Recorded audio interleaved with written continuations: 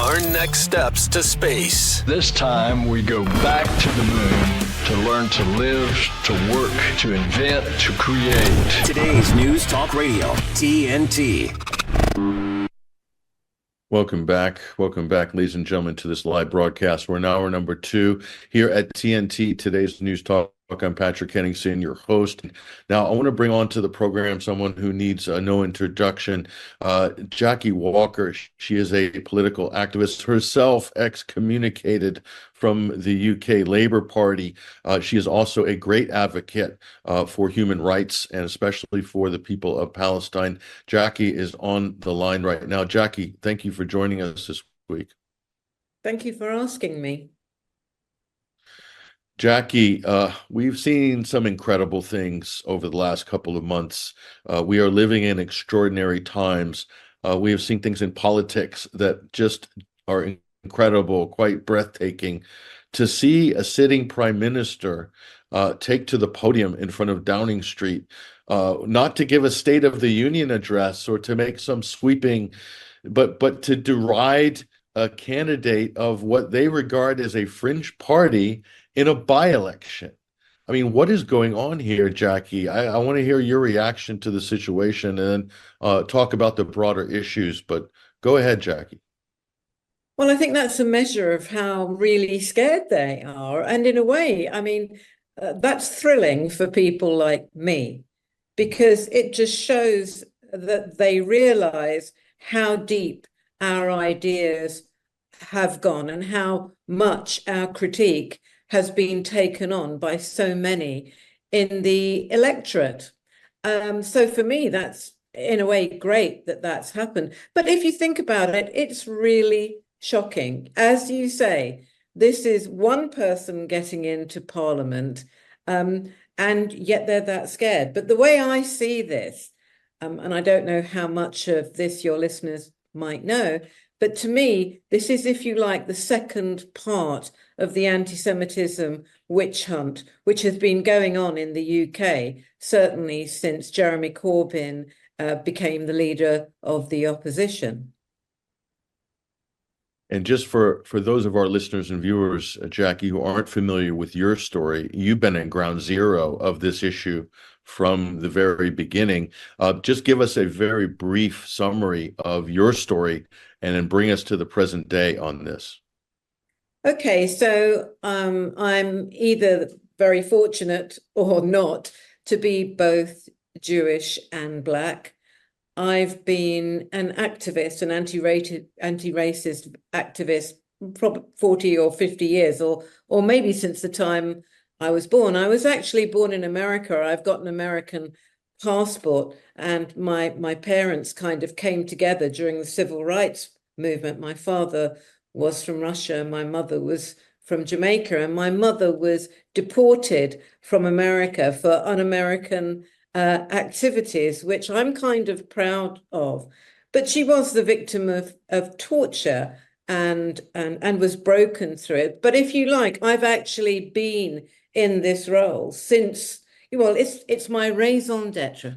And so I've always done that, whether I've been a teacher, whether I've been a lecturer, when I've been a writer, with everything. And I've been a political activist on the left for some time. So I was supporting Jeremy Corbyn and the left for years before he became leader of the Labour Party. And of course, what happened, for those of you who don't know, is that as soon as Jeremy Corbyn became the leader, we started to get these accusations of anti-Semitism.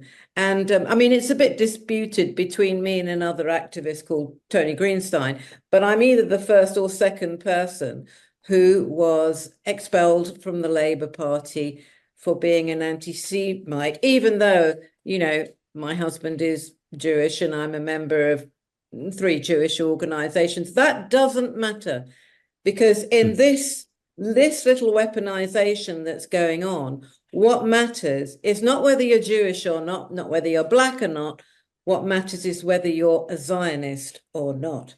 And part one of this in the UK was to get rid of Corbyn And we nearly got him in, of course, as Prime Minister in 2017. But anyway, it was to get rid of Corbyn, to smash the left. So they did part one, and then Starmer was elected. Starmer was elected as leader of the British Labour Party. And he was elected on a whole load of lies. And his absolute premise from day one has been to smash the left. And we have the continuation of that. And for that project, again, it doesn't matter if you're Tory, which is on the right, kind of centre-right, they like to call themselves, or in the Labour Party, they both want to smash the left. And the media overwhelmingly wants to help them do it. So if you like, I was very actively, I think I was the first person to organise a pushback on it. On that, there is no doubt. And I organised a campaign. I wrote a play. I took that play nationwide. I even came to the United States with it. I actually did a performance in Madison in Wisconsin. So I took it over to Europe, had a great performance in Berlin. But it was the first organised resistance to that. And I haven't stopped. And the wonderful thing that I have to my advantage, because I don't have a job and I'm not in league with any political party, and they can't get to me in any way, is that it doesn't matter what they say to me or about me. I've had threats of rape. I've had threats of being burnt. I've had threats that my grandchildren would be hung outside of my window. It doesn't matter. They can say what they want. I've gone through that, and I just speak as I and my comrades find it. You also produced a very provocative documentary film, I believe it was called Witch Hunt, Yes. recently. And it was so threatening to the establishment that they pulled every trick in the book to make sure that nobody could watch this documentary film, which you screened at a number of high-profile Labor Party events. There were bomb threats and so forth, but that's a powerful film. I got a chance to see it as well, alongside many others. And we also spoke about this at the Beautiful Days Festival in the Rebel Tent over the summer, a great event. But Jackie, you know, when you start producing films, when you start putting stuff out into the public discourse, the political mainstream conversation on this, it really sends shockwaves to the highest levels of the establishment. I think you really reap the backlash of that right now. I mean, do you have any plans for any other similar projects? Or certainly, you know, that's a film that I think everybody needs to see. Well, I think I'm working with people who are making other films about that. And I kind of feel that my purpose at the moment is to be here and stand as a witness and be at that interface between Blackness and Jewishness as well, which is in itself a very interesting one, and you know, at times a very volatile one. But of course, the election of Galloway has put a lot of issues into the ring that weren't there before. And where I'm going to go with that, I'm still thinking. This is just like you in the States. You know, this year is election year for us. And I said a year ago that this was going to be one of the nastiest and most violent elections that we have actually seen. And I think that's going to be true. And what I am doing, I've got my own kind of YouTube channel. And for example, what I did do recently is do a response to Sunak's speech on the steps, where I had a backdrop of number 10 Downing Street. So what I'm doing now is, if you like, I'm using those skills to get out to people and to actually talk, speak the words of resistance. And I think that in itself is a very important task, to come in a very topical and timely manner and speak against what is being said about us. Where I think you talked about the political left and why this type of uh, political speech, discourse, worldview is particularly threatening to the establishment is when you have, they're all fine on domestic issues. You can kind of play Punch and Judy on that. But when it comes to foreign policy and you have a party that has very, very clear, well-articulated positions, when you have people like Ken Livingston, people like Jeremy Corbyn, Chris Williamson, yourself, and now George Galloway, if you compare, you just do a straight comparison of how these people are talking about issues, and you compare that to, let's say, any of the mainstream conservative or labor people that are sort of at the forefront of that party now, it makes them look like they're sort of in junior high school at best on these issues. But that's where the real threat is, isn't it, Jackie? I think this is why the American deep state takes an interest in people like you, people like Chris, people like Jeremy. It's because of this, because you have potentially, you're going to disrupt this rules-based international order, and especially what's happening now with Israel and Palestine. But go ahead. Yeah, I mean, that's my job. That's my task. In fact, I've been told that the Hebrew root of my name is actually the usurper, and that the job of the usurper in terms of what happened in, the ancient Judaic tribes was to go in and disrupt the status quo so that people would actually have to think in new ways about what was going on. And I see that very definitely as my role. The thing about the UK that people need to understand, and especially Starmer in particular, in terms of the Labour Party, will stay absolutely in step with the US. He will not go out of those bounds of the US. And our job, in terms of the left, is to push him on that. And he's having a really, really difficult time. And the analogy is this. When we were fighting against South African apartheid, we never had anybody in the Labour Party who was telling us that we shouldn't be doing it. This is different. This issue about Israel, Palestine, Gaza is very, very different one. And this is a soft spot for them.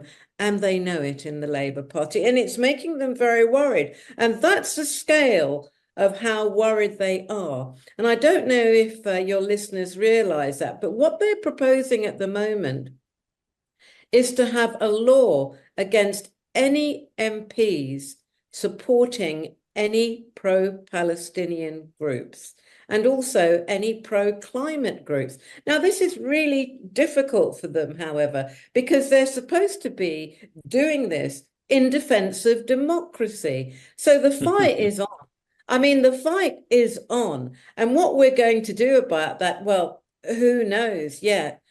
But I certainly think that what we've seen on the streets here, and don't believe what the BBC and, whoever tells you, what you've got in the streets here is usually around 500,000 people just in London coming on the streets regularly on a Saturday to demand action and change on what's happening with Israel and Gaza. And that's mass, if you like, civil, I don't even want to call it civil disobedience. I think it's civil responsibility.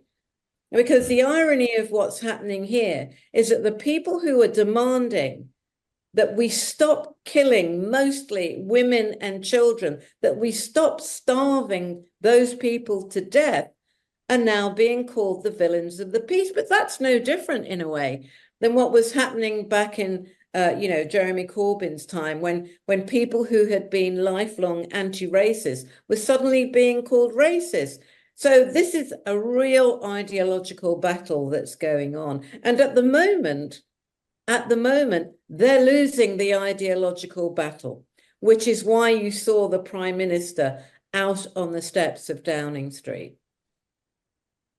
And that the one thing that's really created so much damage to politics, especially in Britain and the US too, is this accusation that's flung around of anti-Semitism at anybody who's criticizing the policy of Israel or even defending the rights of Palestinians, as we can see. But what's happened is extraordinary, Jack, and perhaps you can comment on this. The sting of this accusation has really worn off. Is it a case that they've really over-egged the pudding on this one post October 7th? Because it seems like that it just doesn't have the potency that it did before October 7th. And I think it's the scale of the human tragedy that we have witnessed is something like really crazy and unprecedented. And I'd hate to say there's a silver lining from this tragedy, but that seems to be one of the silver linings from this, because hasn't this issue just destroyed British politics in particular? Go ahead, your comments on this generally, Jack. Look, there is now a huge divide between the executive, those who rule us, and most people. Most people in the UK, I think it's around 70%, want to see not a temporary ceasefire, but a ceasefire, and they want to see it now. There is no doubt we've won the argument. And there's also no doubt in this that we are going to continue winning the argument. And if you look, when you have people doing things like, and I don't know if you're getting this in the States, but over here, we have Zionists now saying that the whole of Ireland is anti-Semitic, that everybody under the age of 30 is anti-Semitic, that all Black people are anti-Semitic, that all anti-Zionist Jews are anti-Semitic. That's something like 30% of all Jews in this country are anti-Semitic. And when you actually have, the representatives from the IDF coming on and calling starving people desperate to feed their children a mob, when you have the IDF opening fire, because that's what they did, actually, that's what all the proof says that they did, opening fire on these people, then of course, actually they're doing our job for us. Again and again, the Zionists, the Israelis are being proven to be liars. The consistency is with the fact that they are lying and lying over and over again. And for years, Jackie, yourself, your colleagues, the people you've been standing shoulder to shoulder with on this issue, you guys have been sounding the alarm as loud as possible. You've been relentless in your activism, but it's always been the case, Jackie, over the years that some people just couldn't get it. They just didn't get the essence of the issue enough to bring them over to your side. Tell us how things have changed in the last 5 months. Has there been a transformation in this paradigm? Oh, absolutely. That's why for me, this time, I think when we met at the festival, we spoke about this. The things that we have been saying are going to happen, are unfolding in front of us at the moment. What is extraordinary, and I think you're getting this in terms of US politics as well, is how destructive this is being for the Labour Party. And I think for the Democratic Party as well, it's being quite destructive. Now, the difference is, I am pretty sure that Starmer is still going to get in, and he's going to get in with the majority. But I also think that that's only going to be the beginning of the story in the UK. And that's so important, the level of awareness that there is now, not just about the situation in Gaza, the situation with Israel, but the fact that our leaders lie to us all the time, that our leaders have cheated us, is just phenomenal. And that is reflected everywhere you look in every poll. No, it is. It is, and it's actually trending upwards. Those trends are in the U.S. polls, Jackie. Even been an increase in disapproval since December for the White House, and then sympathy for the Palestinians is increased. Normally, there's issue fatigue in the West, but not on this issue. It's literally confounded all of the sort of standard polling metrics on these types of issues. It's incredible. So it's just going to continue to become a more important issue over the next couple of months and in the U.S. election cycle for sure. And I think it's going to reshape, eventually it's going to reshape a lot of the constituencies that a lot of people took for granted. That's the same old story in all of politics, isn't it, Jackie? Is parties taking for granted their constituencies on issues. Which isn't going to happen anymore on this one in particular. But we've got a couple of minutes left before the end of this segment, Jackie. But I want to give you the floor for the final couple of minutes to share what you think are the really important insights and thoughts that you want to get across to our audience. Well, I also speak to a lot of people in Africa and China, and I think one thing that hasn't been taken into account is the effects that this is going to have, the long-term effects on sort of American power, on European power, on the sort of moral currency of Euro-America in what is called the Global South. I mean, that's lost. That's gone. Nobody out there is going to take seriously again. I mean, it was like when we saw the press conference when somebody asked in the White House, a question, and he said, well, we let people make their own choices. And somebody went, well, except when we invade them. And I think now this is going to be fundamental. And who is taking over on that? Whether you like them or not, China and Russia are speaking out about this. And it's a foolish card to have played. No, it is. And again, you said some of these other smaller European countries like Ireland taking the moral leadership. Nicaragua is taking Germany to task in the ICJ. South Africa, of course, has shown up everybody when it tabled its genocide case against the state of Israel, probably against incredible threats. Diplomatically and elsewhere behind the scenes. So we're seeing that kind of rise of the non-aligned movement countries, the global South, taking the moral leadership position on this. All the people have been ostracized by, the leading world superpowers on various issues. They're now leading the conversation on these important issues going forward. And we hope that this is going to have a positive effect generally on the general political conversation globally, but it can't come soon enough for the people in Gaza. Sadly, this is a situation that just has to happen now. And is there any indication that Britain or the U.S. is going to capitulate and call for demand a ceasefire from Israel? We heard. Do you see it? We heard what Kamala was saying, wasn't it? I mean, she said we want a ceasefire, and then she went a little gap. Temporary ceasefire. I mean, they really find it hard for the words to come out of the mouth. But at the same time, they're still arming Israel, aren't they? So, they're paying for the bombs that are killing the people, that are doing the genocide, and then they want them to stop, but they're not going to stop giving the bombs. I think we're going to see a real problem for the White House and here as well for Downing Street and Parliament on this. It's going to go on. And the schism between those who rule us and the mass is going to increase. Jackie Walker, political activist, writer, and also a filmmaker as well, and a great voice on such a profound and important issue. We really appreciate you joining us on TNT this week. Thank you very much. Our next steps to space. This time we go back to the moon to learn to live, to work, to invent, to create. Today's News Talk Radio, TNT.